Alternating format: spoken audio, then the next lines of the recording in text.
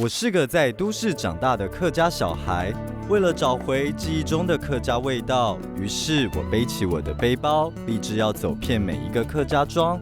这不只是一段假期的旅行，而是一种客家精神的在学习，一种要体验我们客家人最真实的风俗民情。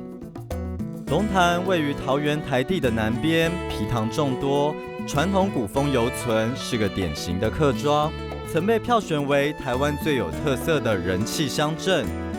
今天我来到龙潭，因为听说这边有种传情花，是早年客家女子出嫁时必备的吉祥物。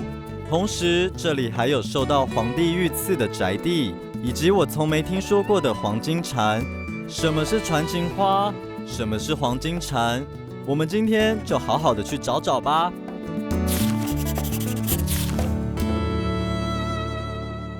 吴生玉老师是台湾有名的水生植物复育专家，同时也是土生土长的龙潭客家子弟。今天我来到他的埤塘，就是要问问他什么是传情花。好，我现在已经穿好这个青蛙装了，现在就要马上去认识一下这个传情花。走。老师，我现在看到的这一片呢，这个是什么？好特别哦，这个黄色的这种哈，它看起来有点像睡莲耶。它也是属于睡莲科的一种哦，也是哦。对，它是叫屏风草属啊，这个就是屏风草。对，所以这个客语叫做水泡莲。水泡莲，水泡莲，意思说你浮在水面上的一个莲花。哦，水泡莲，哦，听懂了，水泡莲。原来这种原产于台湾的屏风草，就是桃园一带客家女子出嫁时必备的传情花。客家讲的水莲花也是做传情花，讲这些东西的。而且它取名也取得很好诶，传情花。这个就是说我们客族的一个文化啦。这个一般在客里面看很多什么，它也会叫做水中光明灯。水中光明灯。对，你看它像点蜡烛就中间点蜡烛，有像诶，就是我们讲的中国妇女的美德啦，讲她的美德啦哈，对，就代表一个美德，你知道吗？就带进去。所以这个就是现在目前来讲，台湾一架有这个故事在做传情花，就是客家族的一种一个文化。好特别的客家习俗哦，为什么会用屏风草而不是用其他的草出嫁？这个屏风草哈，它的原产地都是在客家族的族群的一个埤塘里面的，所以我们到中南部啦，或是说东部这些就看不到它。那正常如果都是送一朵吗？还是可以送很多？一般都是送六，像这个以算六为顺，不是说一朵而已。为什么要送6？一般都是以6吉利数以6或是12或是这样倍数成长。倍数。对，用这样方式哈。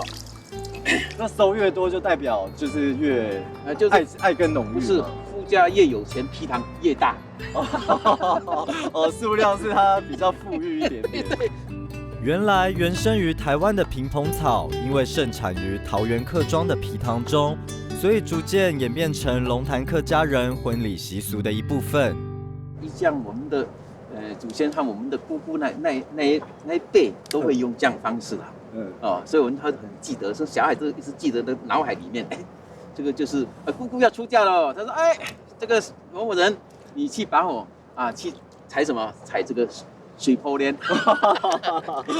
传情花就是我们客家人在女儿出嫁的时候陪同这个植物。过去呢，我们的这个女儿出嫁的时候，她会带5种很幸运的、很特殊的这些物种去做交换。所以这是其中一种。对，这个其中一种，就是说我们讲的客家人讲传情花，就是说我们的客家人嫁到不管是在哪个地方，只要他前面你看到有一个埤塘，有种这种叫檀木草，这种的，你可以试问一下说，请问是不是你跟有一个客家的媳妇？这大概就可以知道说真的有这样子的。所以这个就是我们在客家里面很重要的一环但是现在很多人带那个莲椒花有没有？对，莲椒花也是一种的物种的一种它是旱生的，这也是属于是水生的。水生的，水生的，这是客家特有的习俗。一般是在客家族会有这样的方式。那是只有在这个龙潭这里有吗？还是只要是桃竹苗都有这个？或是到南投的那个民间，反正有客家族的这个族群都会有这样的情况发生。原来我们一般人眼中寻常的水生植物，在客家的婚嫁文化中，竟占有如此重要的地位。我们就赶紧上岸，跟吴老师学如何包装这个传情花。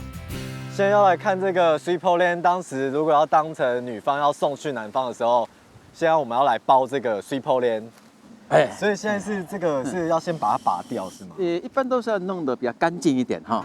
干净以后，我们才要装那个袋子哈。所以刚刚有提到说这个是要6根，一般都是讲6大顺的，或者是倍数，不是6就12，这个方式啦哈。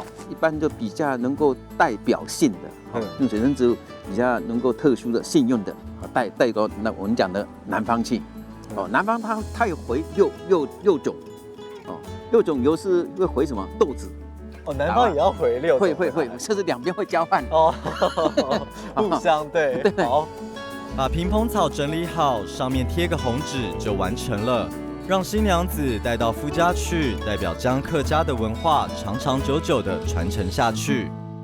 这样子的话，就代表说我们有互相会兑换，有5种5种的这个植物就5种，讲5种就是讲这个物种啦。就讲物种有的地方他会讲6种5种，和代表这样子就完成了。传统上，新娘的母亲都会为新娘准备再来米、糯米、长豆、红豆、黄豆等5种，让新娘带到夫家，也象征着将来五谷丰收、子孙繁衍众多之意。客家人就是另外会有这个水生植物的来做了一个唯一的，就是水泡莲了。其实我不知道有客家有这种习俗，我觉得真的很美。这个就是一般来讲每个种族都有啦只是说我们客家比较保守，没有经常把它在那个大众广播去讲这些东西，都是默默在做而已。同时，吴老师也提到，原本到处长着屏风草的皮塘，近年来也逐渐减少。他说，皮塘是桃园客家人生存的根。桃园地区若没有皮塘，就没有现在兴盛的客家聚落。像我们这边有80几口，这一带的时间80几口都是在看皮塘要看这个竹林，竹林就有大概在竹林下就是有皮塘竹林它有3个作用，第一个它是挡风煞，因为皮塘如果是太阳一照的时候，风大的时候，它蒸发力比较快。也算是那个防风林。防风林另外一个就是我们讲的，怕小孩子进来，这个地篱就把它挡住了。另外一个就是说我们讲的水质中化，如果是你这皮塘全部种一些木本的话，它会落叶，落的话，它会变成酸性，变蚊子的滋生场。这种竹林下去的时候，竹林是属于是高碱的。所以它下去变成刚好酸碱中化，所以水会保持在中性。哇，原来这个竹子也有综合的作用。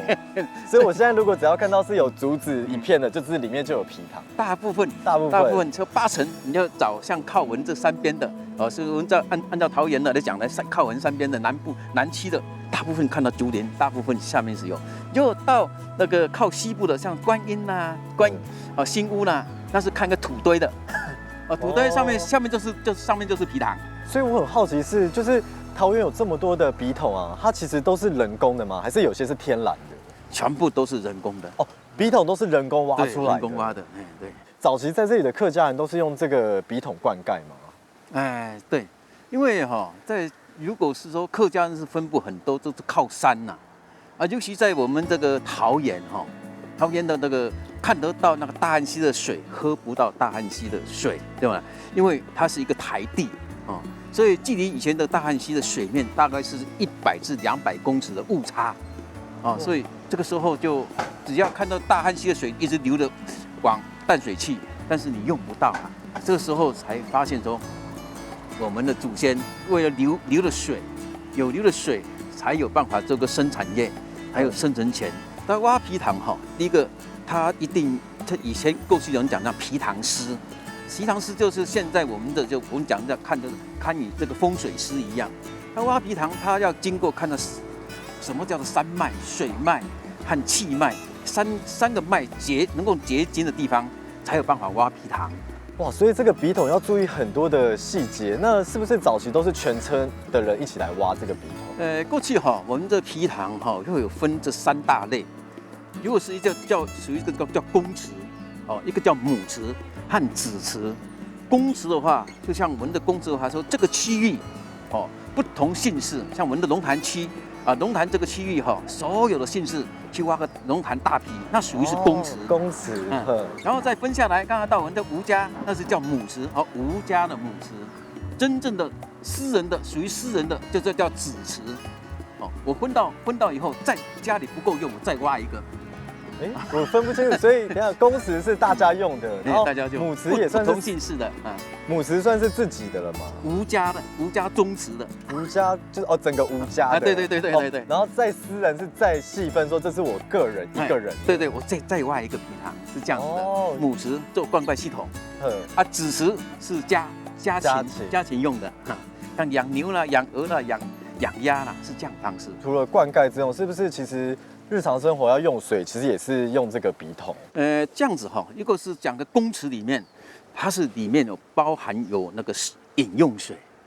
饮用也在笔筒里面。以前的人大部分没有自来水有钱人是挖造井没有的话就要到皮塘去挑水又煤加到通路坑是水开水百年啦，所以动辛苦啦，真辛苦。对。所以整句的意思是，就是说有这个有女儿不能嫁给铜锣签呐，挑水就要半天呐，因为它就是缺水期啦，上面就没有水源呐，是这样的方式。原来皮塘不只是皮塘，它还标示着大我与小我的重要性，以及凝聚着宗族的力量。其实这个皮塘呢，以前是先民留下来的依水务农的智慧，那现在也是非常的重要，因为它跟我们现在的生态都是息息相关的。那其实也让我更了解了原来以前早期客家的农业文化。靠大树是要得到树的保佑吗？对，树有树神，它会保佑我们小孩平安长大。你是说我背就是这样靠在这个靠着大树，对，边胎树好像有一个依靠，然后靠了它之后，那个树神就会保佑你的意思。这个步马阵很有趣，然后我现在的这个角色是状元，骑着马，然后比较难的地方是他要学习马的那个跺步，然后加起它旋转有一定的那个逻辑，然后要配合拉马的人。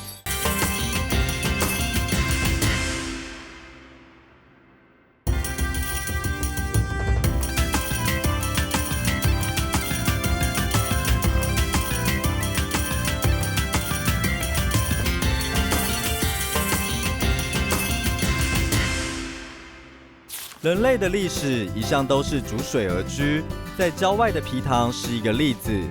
同时，在人口密集居住的城镇中，一条活生生的流水也能带给这个聚落的居民无数的方便。阿婆太太，你们好。你好，你好。这边还可以洗衣服哦。可以啊，这水很干净啊。所以是每天都来这里洗吗？对。阿婆是啊。所以这里住在这里的人都会来这里洗。以前的人很多，现在没有。现在没有了。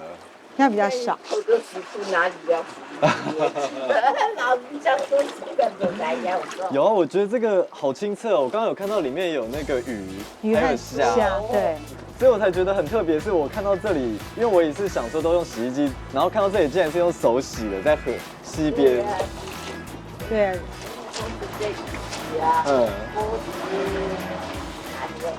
锅子也在这里洗，也在这里洗。对呀，干净啊，水又带，水又不用钱。不用钱，没想到一条终年流水不断的溪水，竟然能串起在地居民的情谊，这是居住在城市里的我所无法想象的。为什么这里会形成这个洗衣服的地方？这就是我们的山泉水啊，还有石门大郡的水流到这里来，然后有3条溪流叫散行散行对，3条溪流用客语发音，溪流的意思。3条溪流汇聚在这里，所以叫散行是。刚刚太子跟我分享完这故事啊，我能想象其实早期的客家妇女呢，在这里洗衣服的画面，那就是在这里分享自己的生活经验，然后交流，并且把不愉快的东西洗完之后，随这条溪流而去。在三坑的黑白喜认识热情的徐大姐，她自告奋勇的要带我去见识三坑老街的美好。太子，其实我觉得最特别的是，我走进这个三坑老街啊，我有发现正常我看到的老街，它都是这样子，一进去就是可以看得清楚完整的这种老街的直线。可是我进来的时候，它是弯弯曲曲的，不知道是为什么。防御用，让你外面的人要进去里面看不太清楚。哦，就是这样作用，就是让人家觉得你看不进来，所以就是比较有防御的功能。对，那要找敌人在哪里，可能要花一段时间。对啊，我是有听说，其实这里算是龙潭最早开发的第一条街。对，这个招牌就可以看得出来啊 ，Sakura Milu， 就是日本樱花啤酒。哦，这么早就有那个居酒屋。对。那其实这里以前很繁华哎。对啊，因为这边以前大汉溪旁边有一个码头，是我们这边的一个集散中心，它会很多商人来这边就是批货。你知道这有什么用途吗？这个是一片木板吗？对，板子，这是以前人用成，这样可以当店面用。哦。这样子，然后当店面，对，那是要怎么卖？这样呢，就可以把我们家的，比如说农特产品呢，放在这里，对，然后人在里面，那窗是开的，在里面叫卖这样。哦，那其实很方便哎。对啊，那晚上呢，东西收起来之后，收起来，然后呢拴起来，晚上可以防盗用。哦，就是上面是有。阁楼吗？对，阁楼窗户。那阁楼是为了通风吗？还是？不是，这是交易用，就掌柜的会睡在阁楼上。然后呢，这边以前是一个集散中心嘛，会有很多商人会来这边交易。那晚上呢，来买东西，然后就会敲门，敲，然后呢，掌柜就从楼上拿一个篮子，然后放下来，把你的金额钱放在篮子里面。吊上去，他把你要的货物放下来，交易用的。对，哇，原来晚上交易是用这样子方式。对啊，好特别哦。因为这还有一个功能，就是可以防盗用。防盗？对，就是防止那个小偷强盗来抢东西。哦，对啊，其实从这样子交易，就是真的还可以防盗，而且又可以通风。对，其实能想象那时候的繁华的一些场景。可是我其实现在看到这条老街，其实比较安静了。是，是因为这边之前有水运，然后因为新建石门水库之后，然后没有水运了之后才改成陆运，所以这条街由非常繁华热闹，而变成现在比较落寞，是这样子的。哇。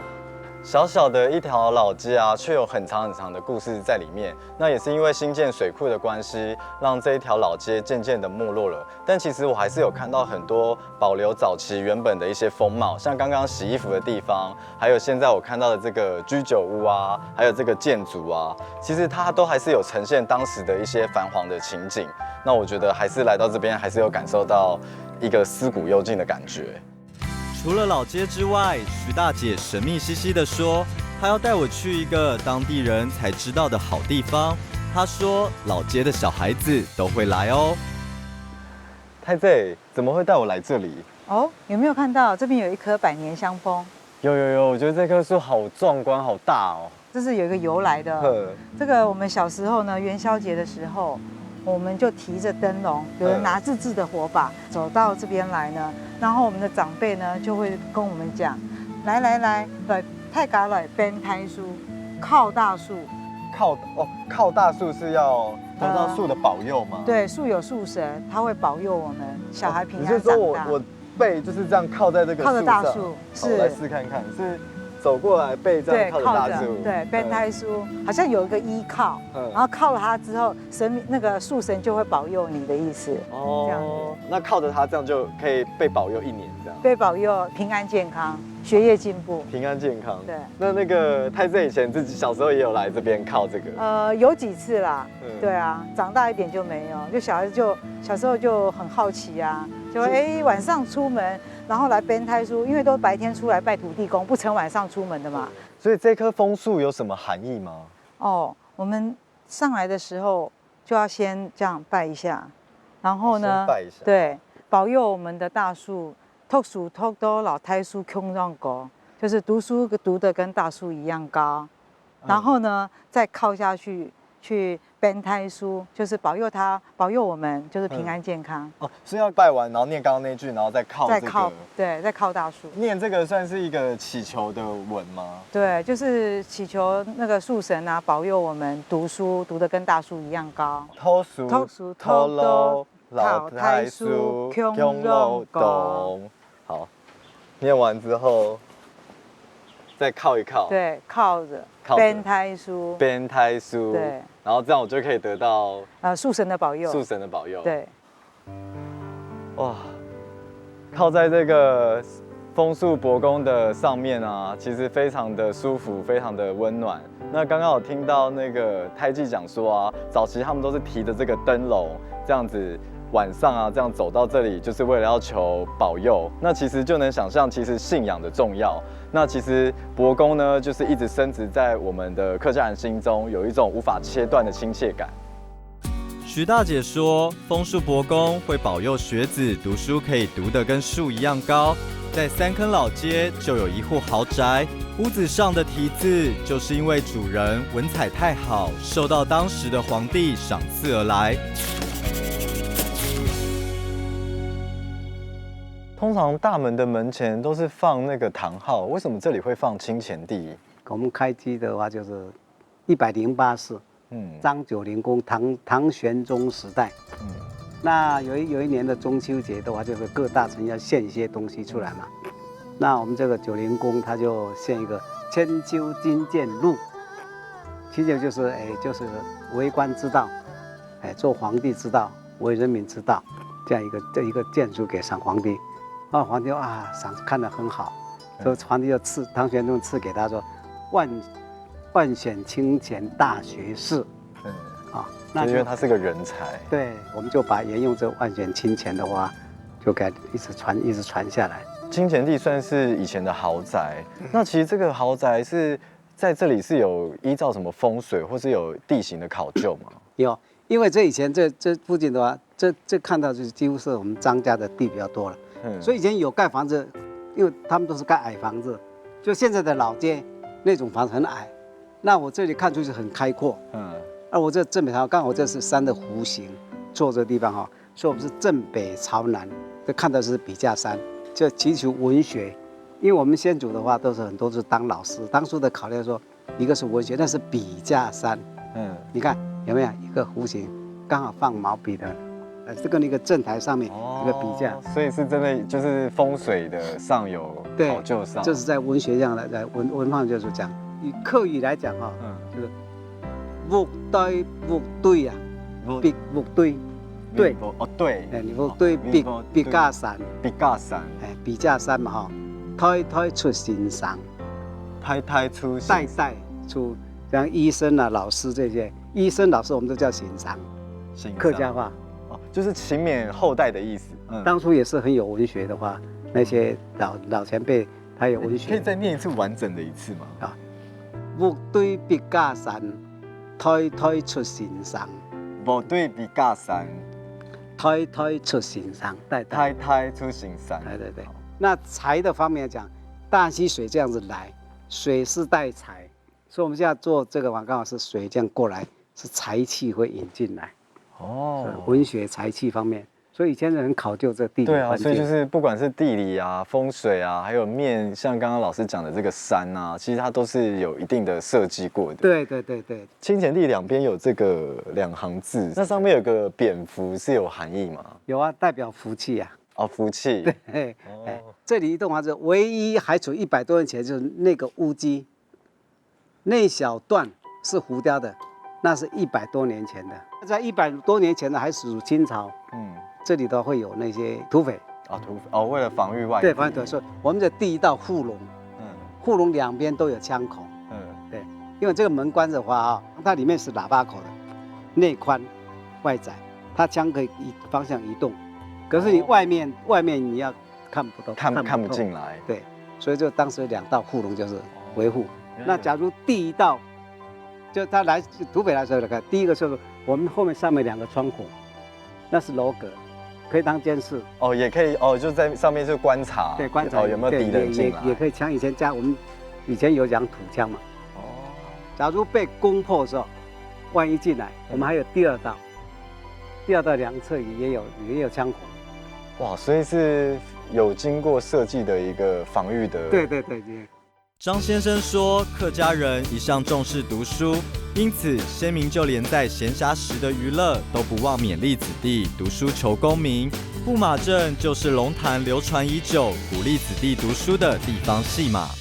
但客家话叫咩咩跳哈，凡是唔是说咩咩背哈，用发音词和咩咩叫出有进步哈。东方美人厂最主要还是它要一个虫害的一个结果哈，才能来制作。像这个就有类似就被虫咬过了哈，它有受伤害的。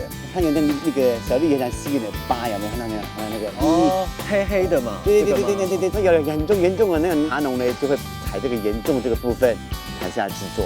制作出来这个美人茶哈，它就有这个蜜香味跟它的果香味。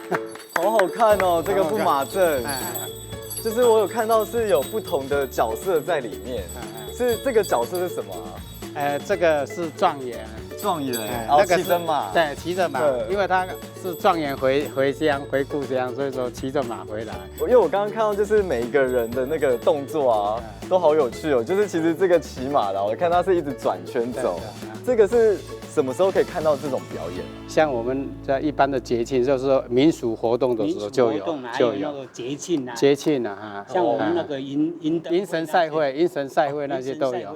所以现在也还看得到，看得到。通常这个跳要练习要多久？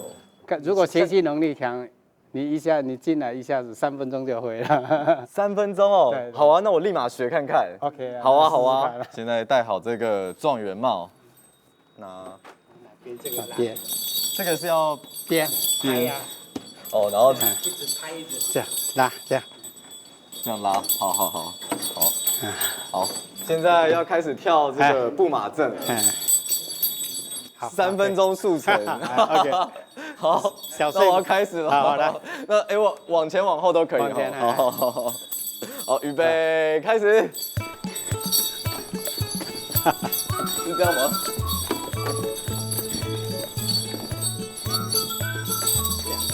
好了。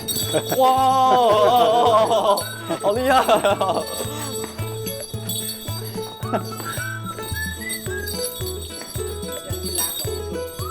哇，跟着这个慢的好。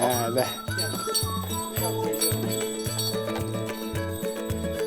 状元这个就难。打鞭策。这个布马阵很有趣，然后我现在的这个角色是状元，骑着马。然后比较难的地方是，他要学习马的那个跺步，然后加其他旋转有一定的那个逻辑，然后要配合拉马的人。所以刚刚就是有一些如果没有协调的话，就会方向不一样。没想到布马阵需要那么多技巧及体力，趁着休息时吹个风。当地的阿婆跟我说，可以到早期的大北坑西畔的江家古屋走走，江家人很好客的。江大哥，每次走进客家庄，我自己非常喜欢客家建筑的一些巧思，因为那些巧思啊，有时候它可以反映他们当时的生活状态跟一些精神。像是我自己非常喜欢那个堂号，因为唐号他就是会不忘本源啊，然后有那种纪念祖先的那种精神。所以像这个江家古屋，它有没有什么客家建筑的特色？江家古厝最大的特色，那我们首先就靠近了，我先介绍这个道墙面哈。这个墙它是一个防护墙，除了防护之外的功能，可是它一定还要利用它的通风。可是通风的话，你看太过于通风，它的要是没有做一个防护的功能的话，它就达到它又失去它那个防护墙的功能。所以它这个窗户的这个气窗，它做的很有巧思哈，它做的是一个重叠性的哈。那变成就是用我们讲的这个遮而不掩，掩而不遮的一种盖面方式。那我让正面去看，你看不穿，可是它又达到通风的一个效果。它技法都是十字技法。所以它的每一个洞，它都是一个十字形，有没有哈？那十字形跟耶稣没关系啦哈。那十字形它做这个洞之后，可是它中间是镂空的哈，可是它对面又有槐树的一个墙面，哈。那这个墙面我们看过去是看不透的，有没有？看这个啊，有没有看过？哎，就挡住了，它就挡到它气流很顺通，可是它相对的又可以防护刀剑的一个穿入，就达到了一个防护功能。所以它这栋建筑比较特色的一个建筑物。这栋古厝在当时在建造的时候，前后花了5年时间，左右各两栋，然后中间一栋，哈，那就称为叫五虎下山式的一个三合院。所以这古屋还有什么特别的地方？好，现在我给你介绍这个，单单这个墙面就是一个两大特色哈。像底下这个白的，就是这个石头，就属于压舱石哈，上面就属于红砖。好，压舱石是什么？和那个压舱石是这样子啊，早期我们的居民哈都会下南洋去做生意，那就载了很多的货物，船载了很多货物到南洋了。那把货物卖完了，可是船是空的，它回来之后经过很强的海流，可是它船太轻过不了，它就必须压些石头放在这个船舱里面。哦，将石头代替那个货物运回来。运回来之后，可是这个石材都是很好的，然后就变成还可以当建筑用。一般的我们古厝前面会有，就算它是用那个石板或是做成的一个基础雕的话，它也这个大特色就是它的浮雕，一般很少看到。对，我比较少看到。好，那对，这浮雕上面刻的是什么？好像这个浮雕上面我们看到有这个鸟，好，那鸟就代表喜鹊，是在喜事。那个花嘛，花就是孵那个牡丹，代表富贵。好，像那边有一个鹿，好，那代表这是吃公路饭，就是一个吃公家饭的意思哈。我发现一个很特别的地方是，就是屋顶上有2条鱼，是有什么含义吗？哦，那2条鱼就称为叫鳌鱼哈。鳌鱼在一个传说中，它是非常喜欢吃火通火的一种那个辟邪物，就是放在2侧，那就可以有一个防火功能的一个意思。然后把一般这个水把经由这2侧的口出来，那用水带财就聚财，就是聚财的意思，就含。其实我刚刚有发现啊，就是这个红砖啊，跟一般我看到的那个颜色是有点不太一样，所以它的那个材质是不一样。因为我们这边是算红土台地，那在早期这边红土非常漂亮，非常杂质很少，因为没有建材。那在我们家族的旁边设了一个窑厂，然后再利用当地的红土。好烧制而成的，所以它烧制出来的红砖是非常细腻，而且非常漂亮。经过100多年，还是会，那它颜色还是会是对，因为它的颜色感觉比较亮。在这个是用在地的原料去烧制而成的一个建材。所以刚刚说这个建造这个古屋要5年这么久，其实烧制这个是不是也要很长的时间？对，所以在这个刚才讲的说，他在准备，单准备材料就花了2年时间的，就原因在就是从这个一个石材的打造。好，红砖的那红砖红瓦的烧制，啊，这都要时间去准备这些材源。虽然江家先人当年较晚移民到龙潭，但是从建筑上可以感受到他们想要落地为安的观念，以及努力将他乡变成故乡的心愿。早期比较完整的那种客家建筑啊，都是会因为有地理风水的关系，所以会建造这个半月池。对，那这个半月池是不是也是因为地理风水才建造的？对，一般早期的古厝前面都会有建造一口叫半月池。那半月池的讲法就非常多了哈。那一般讲说这个水就是聚财嘛，那又讲纳音，就是这脏东西在走到家门口的时候就掉在那个地方，就不会进家门了哈，就让家里过得更平安。那在一个农业用的话，它可以提供干旱时的灌溉啦，好，然后提供养鸭、养鹅、养鱼的一些增加一些农业产的收益。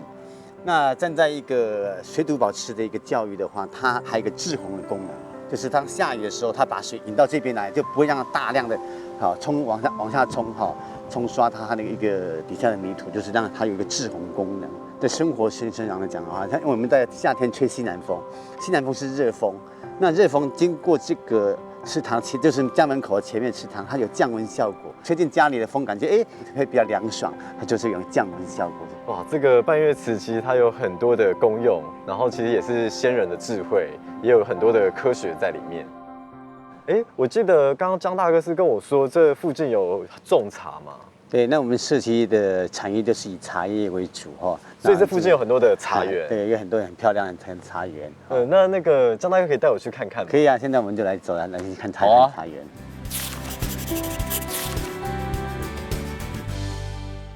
我看到的这个好像是一只蚕吗？对，那我们现在去看茶园，看我们现在看这个哈，像这个叫博公黄金蚕哈，讲客家话叫咩咩跳哈，万事唔是少咩咩背哈，用法又富贵哈，咩咩脚叫出又进步哈。大哥可以教我念一下吗？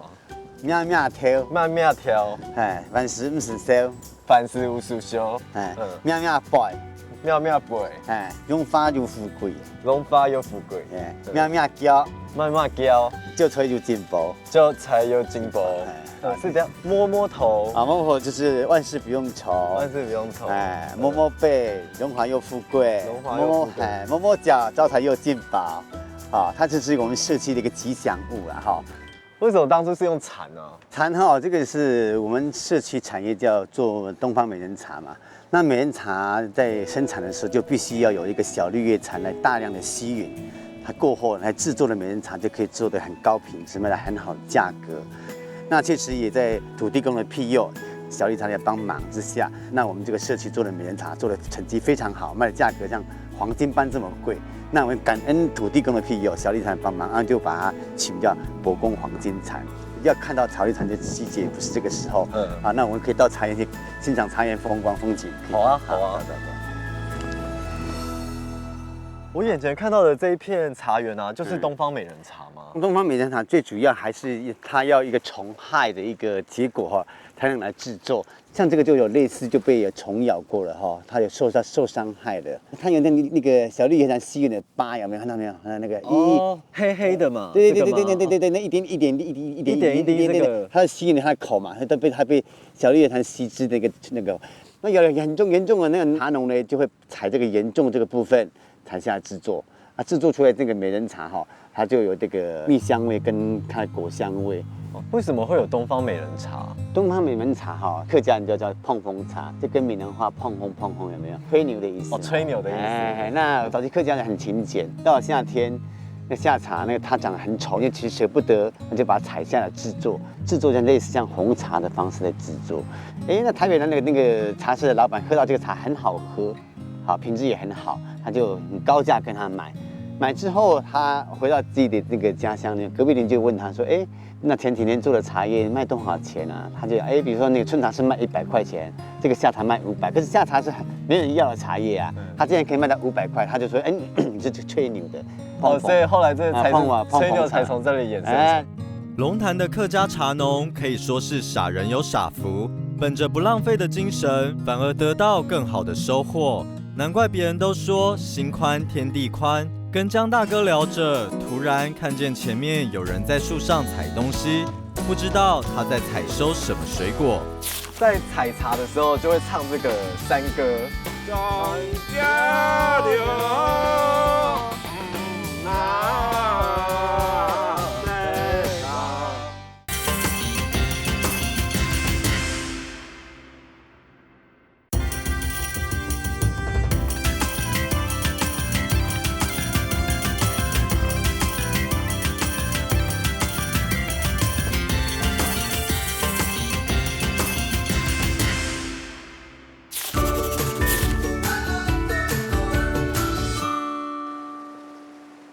现在是在采那个鸡蕾吗？我在采鸡蕾叶。为什么要采鸡蕾叶？因为我这要做吉叶本肠用的。这个叶子是要拿来做料理的。对。不对啊，正常不是应该都是用那个鸡蕾做那个鸡胧，对，可是叶子我们可以做吉叶本肠，又可以做料理。哇，我第一次听过是要采这个鸡肋芽，因为正常都是用这个要做鸡胧，所以是采这个鸡肋。然后第一次说这个叶子可以做料理耶，所以这个鸡肋芽要怎么采收啊？这个叶子是采它嫩叶，比较老的叶子味道没那么好。那我们采嫩一点的话，它味道会比较好。那通常这个是一年四季都可以采收吗？一年四季都可以，只是春天会比较多，冬天会比较少一点。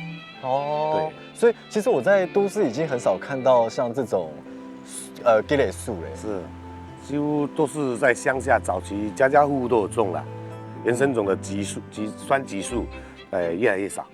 百闻不如一见，我赶紧跟去看看，原本被一般人认为没有用的吉叶如何做成料理。这个是我们道地的一个客家菜，也是一直传统下来都是这样子的一个做法，都是用橘子叶去炖这个粉肠。哦，就是上面传承下来。对，是已经慢慢也是外面也很少了啦。主要是因为这橘子叶不好找。对啊，我也是第一次看到是用橘子叶来做这个料理。是。好，那我们现在一开始是要怎么样？像这个我们这个东西就是直接到我们的这个后面的瓦斯炉的这个热水里面加下去，然后给它炖。那炖了以后，这我们食材已经在那边准备了。好啊。原来这是世居龙潭江家的江大哥从小吃到大的客家私房菜，新鲜的猪粉肠加上葱姜等各类辛香料，再加上新鲜的酸橘叶，文火炖上1小时后，一块失传的美味客家长名小吃就完成喽。哇，刚好今天天气特别冷，那我赶快来喝一口汤。是。其实我现在已经闻到那个香味了。那个橘子叶的香味，对，它那个淡淡的香气。好香哦，香哦！而且它那个粉肠啊，非常的 Q 弹，然后其实它的那个叶子的香气啊，就淡淡的酸的那个味道啊，是有把那个粉肠的那个鲜甜味把它提味出来。是，就是我们就是要它的味道，那个叶子的味道。有味，我一开始以为吃起来会有一点点像那个鸡肋、鸡胧，就是会有一点酸酸甜甜的，可是其实它是叶子的那个香气而已。是，对啊，其实好好吃哦。对，这样提味的香气不错，叶煮的话它香气一棒。而且因为我之前很怕吃那个粉肠会有那种腥味，可是其实它叶子完全就是把那个腥味都弄掉，所以它那个味道就是都是叶子的那个香气。是，都是那橘叶香。对，这道菜是蛮不错的菜。对啊，对，也是个药膳。所以师傅是什么时候第一次吃到这一道菜？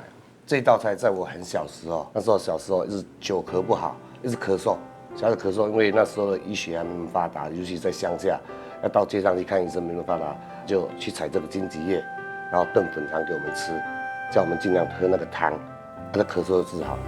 然后这个就是传下来这道菜。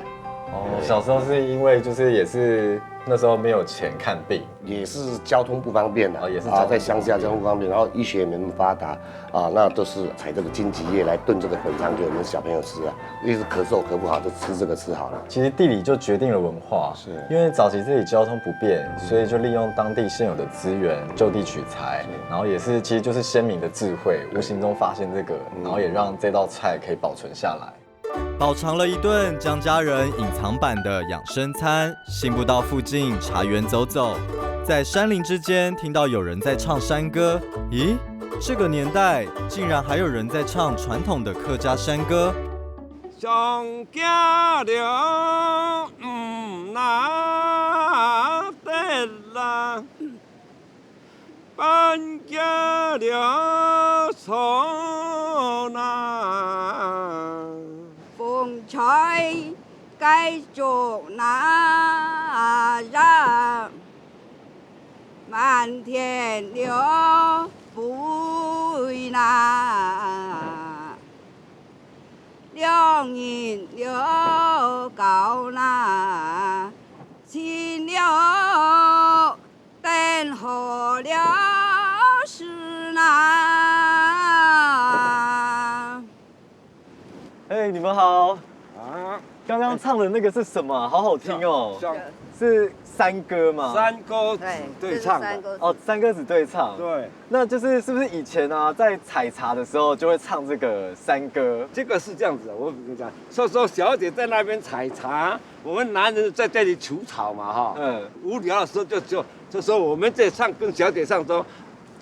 跟他对唱，唱给小姐知道以后，他就回我们是这样子的，哦，一个对唱，是这样子。那我可以学一下一句吗？就是跟你们对唱一下。可以啊，可以啊。好，那我们先来谢相的时候，男人先唱嘛，女孩子的部分就给他唱啊。我们先唱上半段啊，1、2、3、4。上家了，